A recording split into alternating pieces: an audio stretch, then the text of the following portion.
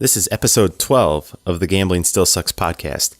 In this episode, we're going to discuss a theory I have about normal gamblers and compulsive gamblers.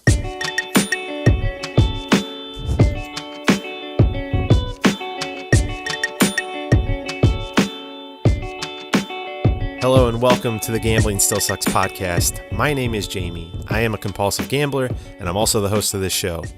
The last time I gambled was July 15th of 2010. One of the things that really bother me about a lot of the advertising campaigns that are out there to supposedly help compulsive gamblers or problem gamblers, or even just the normal person to help them not kind of cross the line into problem gambling, is the whole concept of responsible gambling and gambling within your means. Maybe I just have a jaded view based on my history and seen so many other people have a similar history. But I just wanted to explore and kind of discuss my hypothesis on this situation. And again, I just want to outline that this is just my hypothesis. This is something that I have seen over the years, and it's just kind of my gut instinct. And I could be completely wrong, or I could be onto something. And so first of all, I just definitely want to say that I know that people can go to a casino and just gamble recreationally. Now, one thing I've really struggled with is just not being a hypocrite when it comes to gambling. And obviously, as someone that can go out and just have a drink and then be done, I know that there are people out there, and I interact with people that cannot do that daily. And so I know that there are people that can have a drink and there are people that can't. I know there are people that have gambling problems, and I know that people that can just go to a casino and gamble normally. And so I'm trying not to be hypocritical, but it just seems like with the gambling, I personally think there's something a little bit different. And I think one of the things is that as a society, especially here in the United States, we place such a huge priority on financial status. And your financial status and your bank account dictates so many other things in our lives. At least that's how we think. And I mean, it dictates what kind of car you drive and what kind of house you live in and all these different types of things, the schools that your kids go to. So we place this huge emphasis on money. If you ask people what they want more than anything else, I think a lot of them will say, the nice house, the car, and a bank account so they don't have the stress. We view money as a way to eliminate our stress and to live a life that is comfortable. And with gambling, that's at the root of all of it, right? Is this, people talk about the entertainment, but it's money. You're going in there with X amount of dollars and you hope to come out with a multiple of X when you leave. If every time we went, we were guaranteed to come home with less than we started, nobody would ever do it. Watching those wheels spin and playing cards is not fun unless there is the hope or the opportunity to increase what you started with.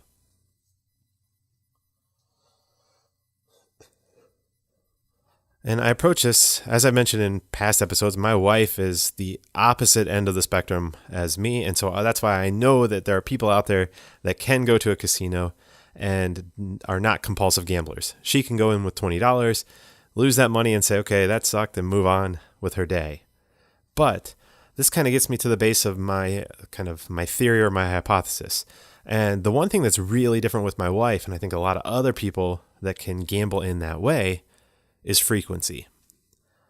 I don't know the exact number. I can ask her and try and find out, but I would venture a guess that my wife has probably been to a casino or done any type of gambling in that regard maybe 3 to 5 times in her life.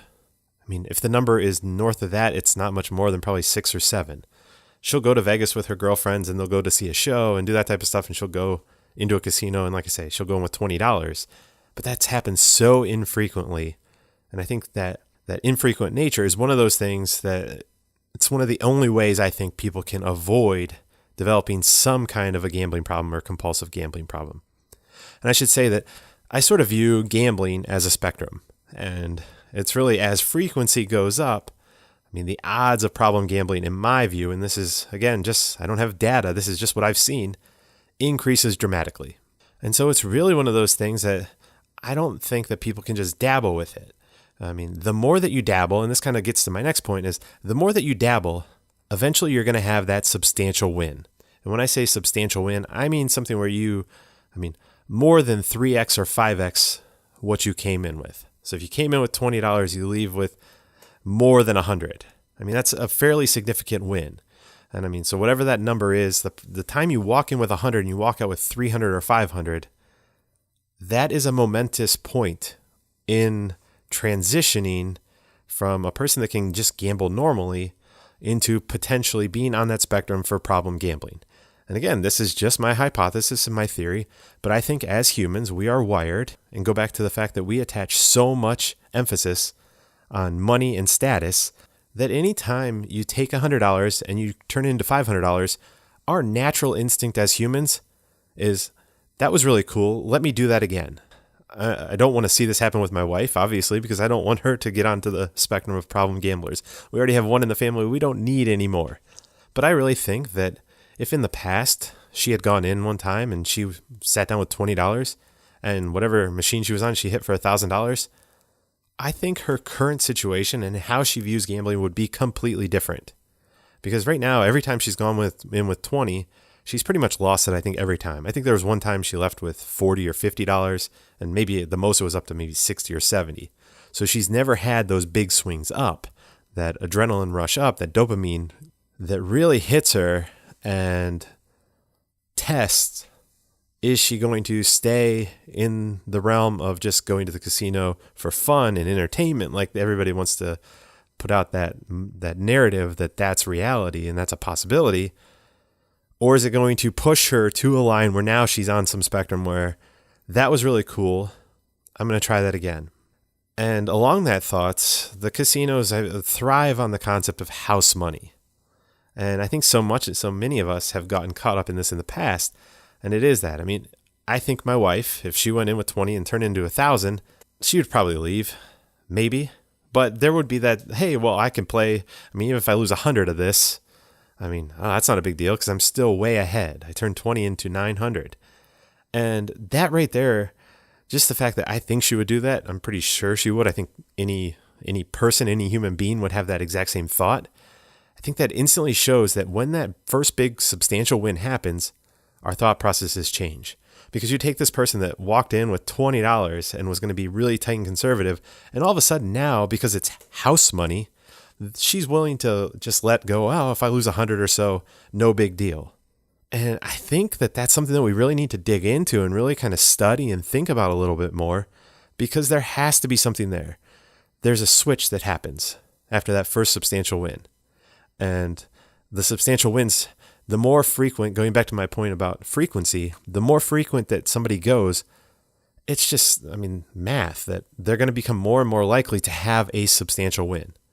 And that substantial win becomes the hook, which then pushes them over the edge from being somebody that can just go as a casual entertainment gambler into somebody that's on the spectrum of problem gambling. Now, they don't go from that point. It's not like all of a sudden you go from 0 to 100 instantly. But all of a sudden you have that house money, and then you lose that, and then you're like, well, I can recreate it again. And I think that's what starts the spiral. And the spiral starts small. I know in my case, it started very small. It was $20, then it was $40, then it was $50. And these numbers weren't substantial at the time, but I had that substantial win. And I was trying to recreate that substantial win. And then the amount I was willing to put in to get that substantial win continued to go up. Because, that's just common sense, right? Hey, if I can put in 100 or 200 to win 4,000, it's worth a shot. It's not that much. That big, substantial win changes our view.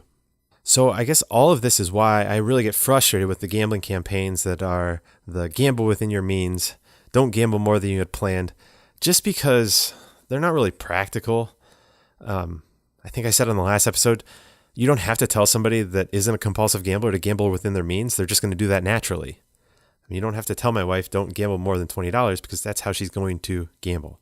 So I think the real danger in all this is that you create this narrative that there are people that can gamble normally and just for entertainment and for fun, and then there are problem gamblers. When, again, going back to my hypothesis, and this is just my hypothesis, I believe it's just a matter of time. Given enough frequency, enough visits to a casino, the person's bound to have a substantial win just because the numbers play it out that you're going to have some kind of win at some point. And the moment that happens, I think everything changes. So the concept that there are responsible gamblers and problem gamblers, while I understand it on the surface and I see that, I think it's a dangerous narrative to share. And I think it's one that we need to look at more deeply to figure out, is this message actually helping people, Or is this actually just letting them get into compulsive gambling and giving them more chances and opportunities to frequent a casino to all of a sudden have that substantial win, which then pushes them over into the spectrum of problem gambling? And again, I just want to say this is my theory. This is my gut instinct. And after seeing it happen and hearing as many stories as I've heard over the last 7.5 years and living it for almost 7 years myself and seeing other people that I was there with, I'm pretty confident that I'm onto something here. So what's your take? Is compulsive gambling just inevitable if you frequent a casino enough? If you put yourself in these situations enough times, are you just bound to become that? Or is it something that is more like alcohol, where myself and my wife can go out to dinner, we can have dinner and have a drink, and then we can stop and go home? But we also are very aware that other people can go out to dinner, have a drink, and they cannot stop. They're going to continue to drink until they black out and pass out, and that's just a cycle that repeats for them over and over, and it's something that they struggle with, and they can't drink normally like my wife and I can. Let me know, am I being a giant hypocrite that says, okay, because I have a problem with gambling, I believe everyone else has a problem with gambling and I see it a little differently? Or am I onto something? So I'm sure that this episode will probably generate more interest or discussion than any of the previous 9, just because I think this could be a real hot button topic. You're going to have people on both sides that either say, yeah, everybody's on that spectrum of compulsive gambling, or obviously on the side of the prevention or the gambling establishments, they're going to say, no, there are plenty of people in the world. In fact, 95% of the people, that's a number I see thrown out all the time, can go and gamble normally and not have it impact their life. And I think I've mentioned on a previous episode that I think that number is vastly different in reality.